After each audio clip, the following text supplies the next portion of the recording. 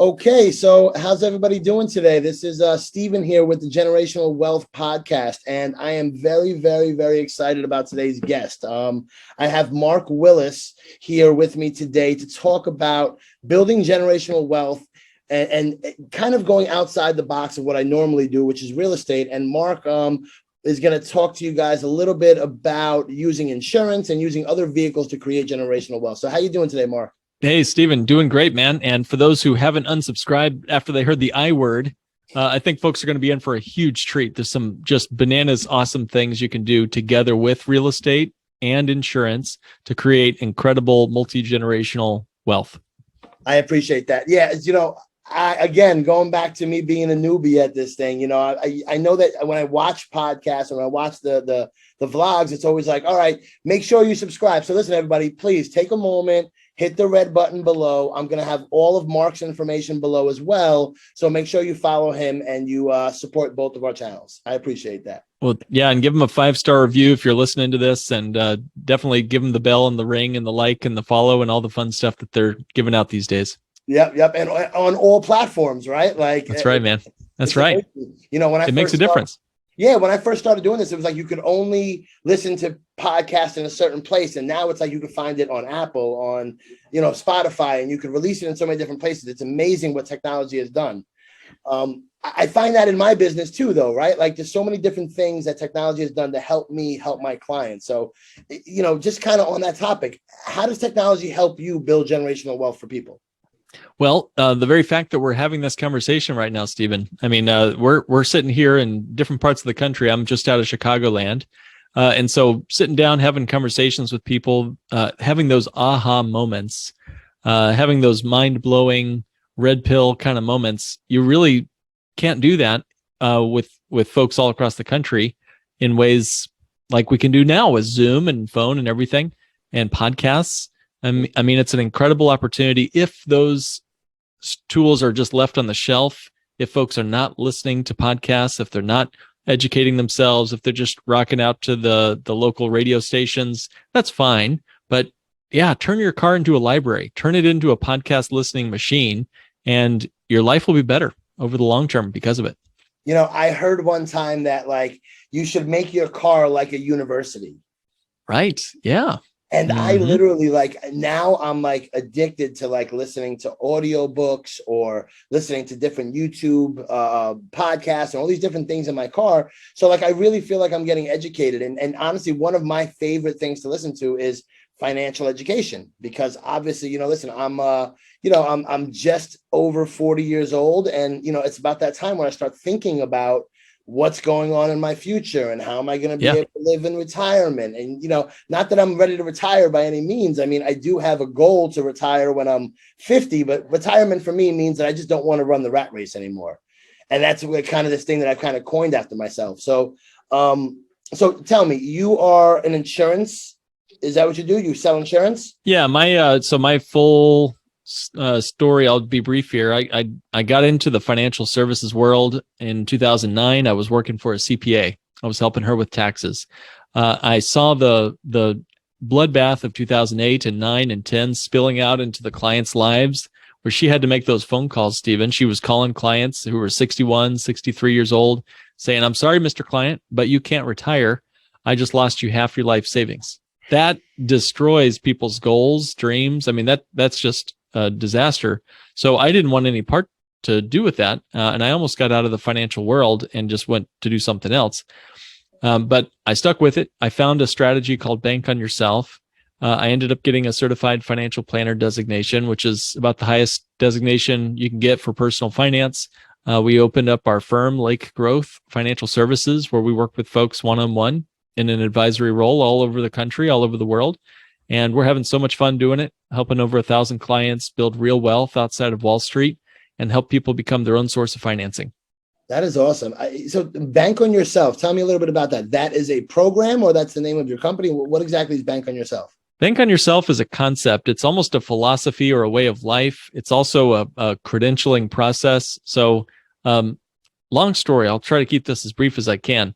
But long time ago, a couple hundred years ago, they started doing this thing called whole life insurance. A couple hundred years ago, whole life insurance covered the possibility of you passing away, but it also created a equity, kind of like when you buy a house, there's equity in your house, right? And this equity is called cash value. And this cash value grew and still grows on a guaranteed basis every single year, no matter what the stock market's doing, no matter what real estate markets are doing, whether they're going up, down, sideways.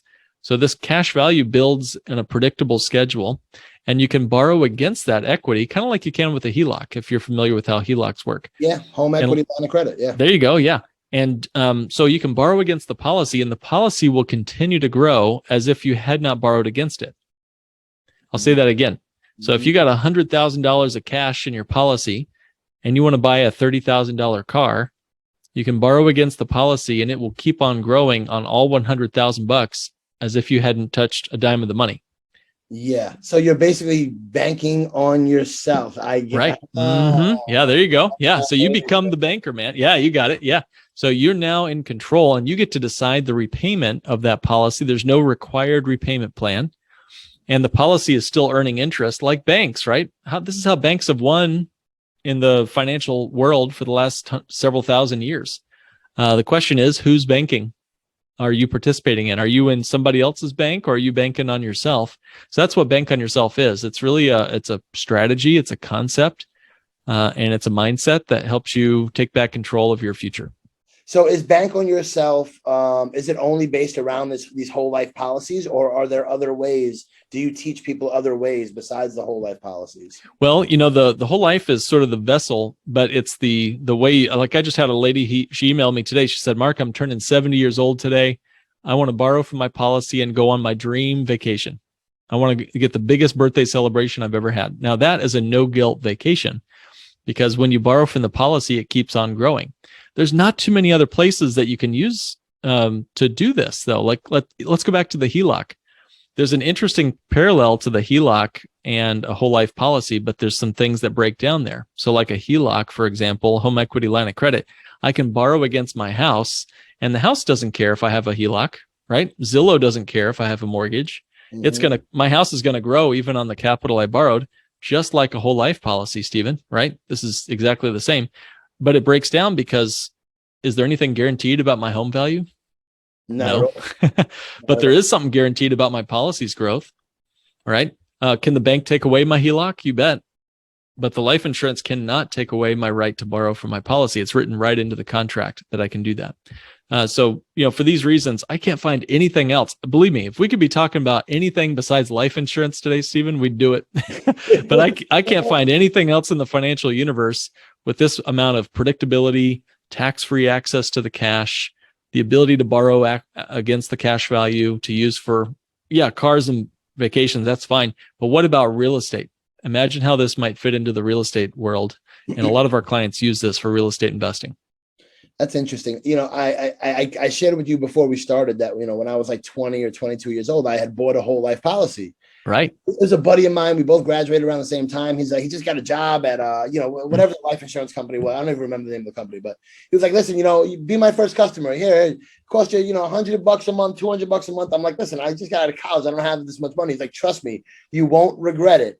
And then 10 years later, just by chance, I'm like, let me call it. Let me just see what's up. I called up the company and they're like, yeah, you've got, $30,000 or $40,000 worth of equity here. And I'm like, you mean I could use that money? Yeah. There you go. Yours. I was like, what the heck? Yeah. And I used it. I paid off some credit card debt that I was paying like a 20% APR on. And I took out a loan from myself. Isn't that cool? So, the concept is so amazing to me. Like, all right, so let me ask you a question. At what age would you recommend somebody starts, possibly getting into a whole life policy or banking on themselves? Well, let's see. I guess you start out at 0 years old, right? I mean, that would be a great time to start, because why? Why would that be? Why would you want to start that young? Well, compound growth starts when you start. So, I just got off the phone with someone who's 77 years old, and we're helping him get started on a policy. First one he's ever had. Wow. That's going to be awesome for him and his family. But what an incredible gift if you gave something like this to a little baby or a little kid. Now, how morbid, right? How can Mark possibly be talking about life insurance on little children? And I hope to God nobody ever loses a kid. But I'll tell you what, let's assume they're going to stay alive. That's 85 years, 95 years of compound growth guaranteed with predictable dividends thrown in on top. I want to start that as soon as possible. And I have for my daughter, from other family members and friends and so forth. So as soon as you can is the short answer to your question. So a parent would take out a whole life policy for their child, at some low rate, whatever. Yeah. $50 a month, $100 a month. So by the time they become 21, it's like, all right, cool. You just graduated college. Here, I got this policy that has now accumulated because compound interest doubles every 7 years, right? Yeah, depends on the interest rate, but yeah, just keep on growing at whatever pace. And these things won't be double-digit returns. Guys, don't look at this like an investment. It's more of a predictable savings bucket. It's going to do somewhere in the middle single digits, So it sure beats my CDs, my money market accounts, but it's never going to beat, my meme stocks or my or the best years in the stock market. Well, go back to the old school thinking of, I'm just going to open up a savings account for my son or daughter, a college fund. Right. I've got friends of mine that are like, yeah, listen, I'm just putting, I put money into the college fund. We've got whatever, 10 grand or 20 grand or whatever. I'm like, why don't you put that into a different vehicle, even a low risk mutual fund or something? Right. Or real estate, right? Yeah. You can buy your kid a real estate deal. It's something because you don't understand that you guys are missing out on this compound interest. And I promise you, Mark, the first time I ever heard the term compound interest, I had no idea. But when I understood it, it blew my mind. That's cool. Yeah. I'm saying to myself, what? I'm kicking myself in the rear end because there was no way that I was like, wow, I am not going to miss out on this boat again. Ever since then, I preach compound interest. I preach listen, find a low risk mutual fund, find a life insurance policy, speak to somebody who is, in your position, a certified financial planner, and learn how to better yourself. So that way you're prepared. Right. The lack of, I guess you could say, the lack of financial literacy that there is in our school systems across the country, for lack of getting into political, conversations, it blows my mind.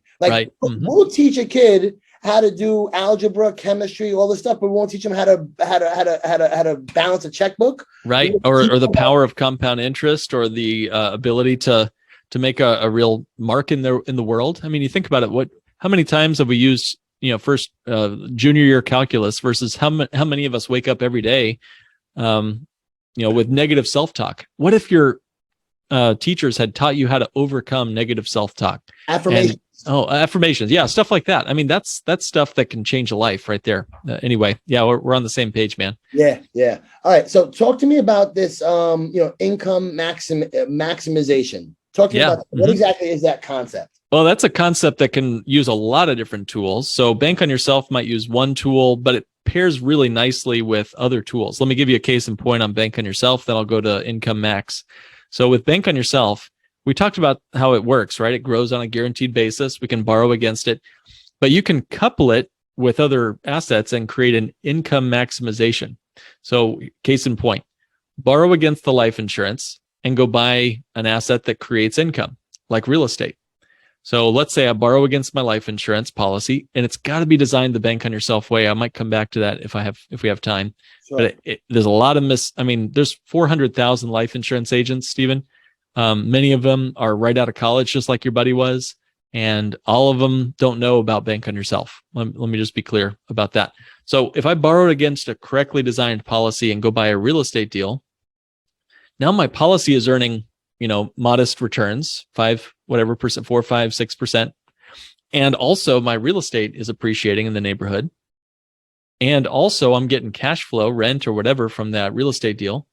And also I'm getting dividends on the whole life policy. So I'm turning my one asset, my $1 into at least $2 or even $3 or $4 there. That maximizes your income for the same amount of money. And so there's just, the other alternative is, hey, go throw your money in a mutual fund and pay retail prices on Wall Street and hope and pray. That's the hope and pray strategy that most people have to deal with. And it's what we're all taught as CFPs. We're taught that Wall Street is the white knight in shining armor. It's just not. There's better and more efficient ways. There's ways that folks have used, whole life insurance and real estate. Case in point, and then I'll hush.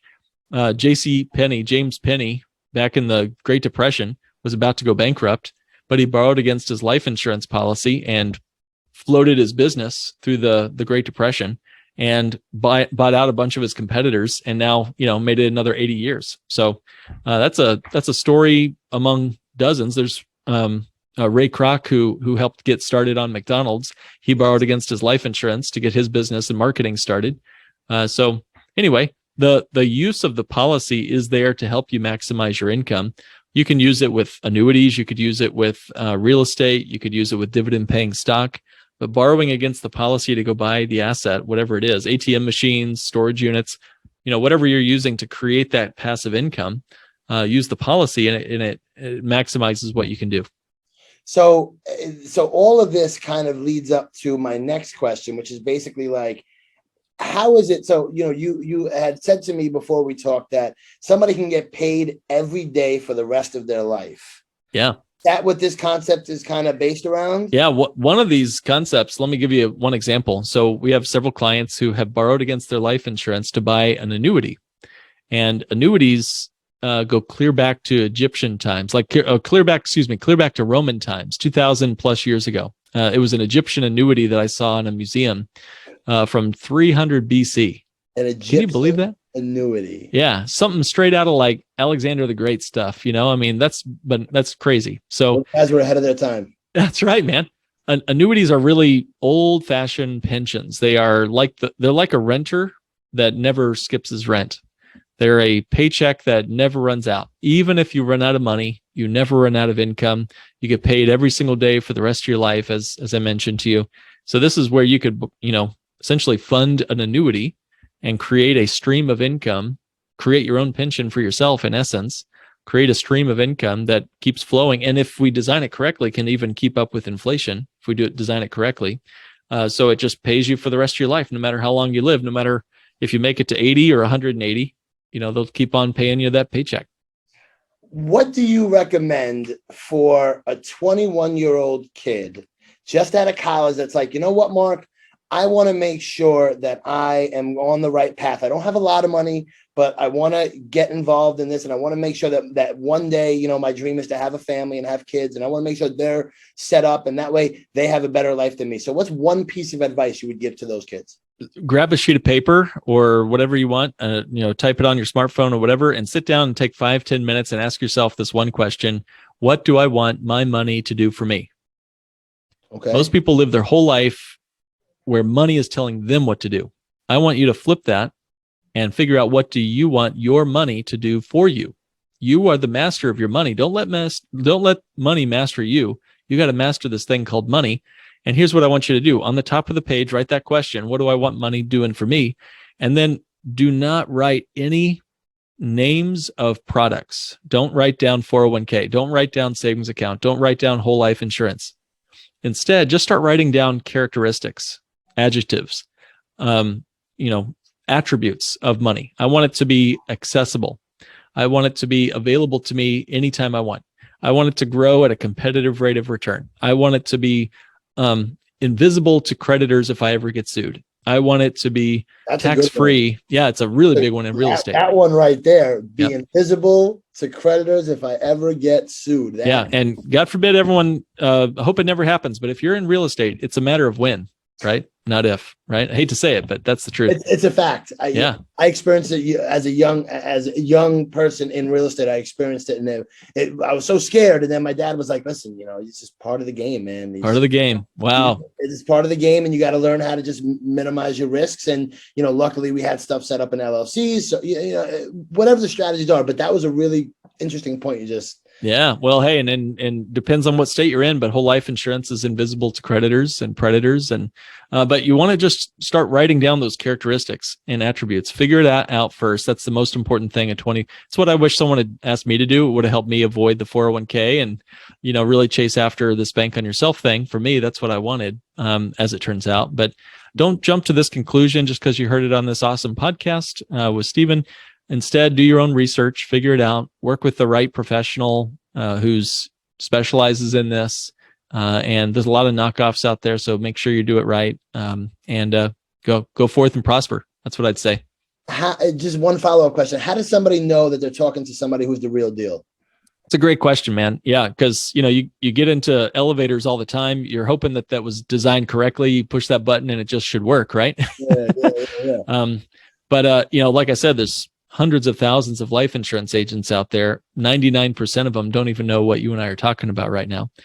So you want to make sure that they are a bank on yourself professional, authorized by Bank on Yourself to design these policies correctly. Bank on Yourself is an organization that 20 plus years ago saw this coming. They saw what's happening now is there's just a huge proliferation of YouTube channels and podcasts talking about it. They call it different things, infinite this and family banking that. And what you really need to do is make sure that you've got a Bank on Yourself professional who can design this properly from the ground up. Me and my team were authorized by Bank on Yourself, but if we're not your cup of tea, find somebody who is, and make sure you're working with them, because once they've designed it correctly, it'll just work. But if it's not designed properly, it could grow a lot slower. You could lose some of the tax advantages or both. Yeah. So listen, Mark, everything you've said today, and you were the perfect guest for my show, because honestly, everything you're talking about right here is stuff that I'm interested in. So how do people find you? How can they find you if they wanted to reach out to you? I mean, how can I help promote your business? Well, thanks, man. Yeah, thank you. Yeah, we've had a lot of fun in growing our business and being able to partner up with partners all over the country and real estate partners all over the country.